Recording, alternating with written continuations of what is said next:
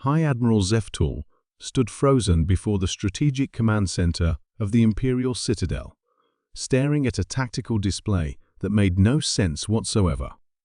His four eyes blinked in rapid succession, a HFY stress response that he hadn't experienced since his academy days.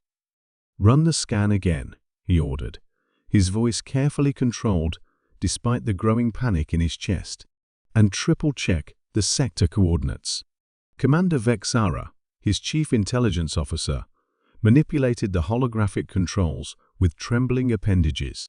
"Sir, I've run the scan 17 times. The coordinates are confirmed. We are definitely in the Omega-7 sector, deep Imperial space, and there is definitely a human warship sitting 3,000 kilometers off our starboard bow."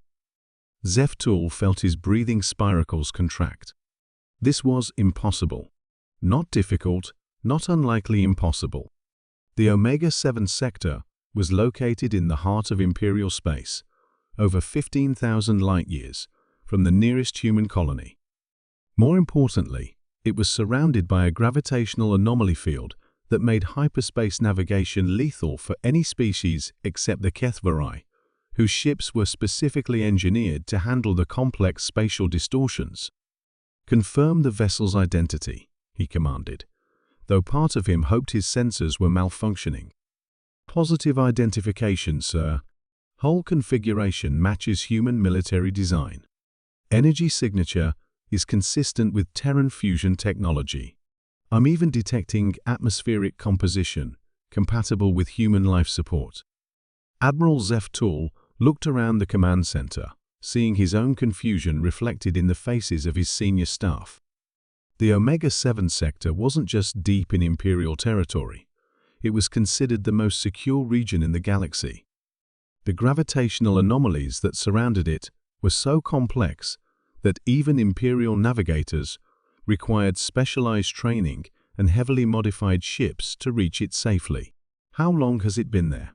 he asked. "Unknown, sir. It wasn't detected until our routine patrol brought us within sensor range. The ship appears to be waiting." "Waiting for what?" "Unknown, sir." Zeftul studied the tactical display, trying to make sense of an impossible situation. Human ships were limited to roughly 3,000 light-year range from their colonies due to fuel and supply constraints. Their navigation technology was primitive compared to Imperial standards, requiring preset hyperspace routes and beacon networks. The idea that they could somehow navigate the Omega-7 anomaly field was laughable. "Open a communication channel," he decided. Perhaps the humans could explain how they had achieved the impossible. The main screen flickered to life, revealing the bridge of the human vessel. A middle-aged woman in a simple military uniform sat in the captain's chair, looking remarkably calm for someone who was 15,000 light-years from home, and surrounded by gravitational anomalies that should have torn her ship apart. "This is Admiral Zeftul of the Imperial Defense Fleet," he began formally. "You are in violation of Imperial space. Identify yourself and explain your presence in this sector." The human woman smiled politely. "Good afternoon, Admiral. I'm Captain Maria Santos of the UES Pathfinder. I apologize for any confusion, but we're exactly where we're supposed to be." "Impossible," Zeftul replied automatically. "Human vessels lack the capability to navigate the Omega-7 gravitational fields. Your presence here violates known laws of physics." Captain Santos tilted her head slightly, as if considering his words. "Admiral, I think there may be some outdated information in your databases. Humanity has made some significant advances in navigation technology recently." "What kind of advances?" "Well," Santos said conversationally, "it turns out that gravitational anomalies aren't actually obstacles if you understand how to work with them instead of against them. Your Omega-7 field is quite elegant. Actually, it creates a perfect natural highway once you know how to read the patterns." Zeftul felt his world tilting. Natural highway? The gravitational distortions create stable channels through spacetime, like rivers in a cosmic landscape. Your species sees them as barriers because you've been trying to force your way through them. We learned to follow the current instead. The implications hit Zeftul like a physical blow. If humans had developed technology to navigate gravitational anomalies, then every impossible-to-reach location in the galaxy was suddenly accessible to them.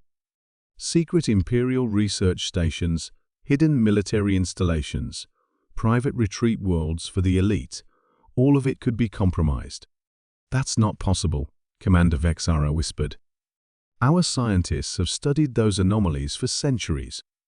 They're chaotic, unpredictable." "They seem chaotic if you don't understand the underlying mathematics," Santos agreed pleasantly. "But there are patterns in the chaos, flows within the turbulence. It took us about 30 years to crack the equations, but once we did..." She gestured to something off-screen, and the tactical display suddenly lit up with new contacts. Dozens of them, all emerging from what Imperial sensors had registered as empty space. "How many ships?" Zeftul asked weakly. "Oh, just a small exploration fleet," Santos replied. 47 vessels, each carrying scientific teams to study various gravitational phenomena throughout the galaxy. You'd be amazed how many interesting locations become accessible once you can navigate anomaly fields. The Admiral stared at the growing fleet of human ships surrounding his supposedly impregnable position. Each vessel represented a complete failure of Imperial security doctrine. If humans could reach anywhere in the galaxy using gravitational anomalies as highways, then the entire concept of secure Imperial space was meaningless. "What do you want?"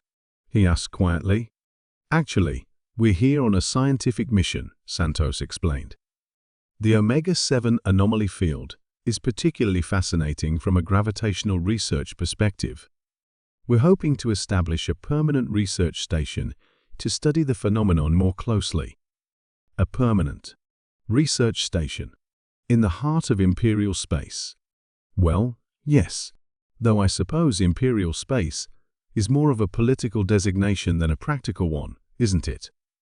I mean, if any species can reach any location using natural phenomena, then territorial boundaries become rather arbitrary.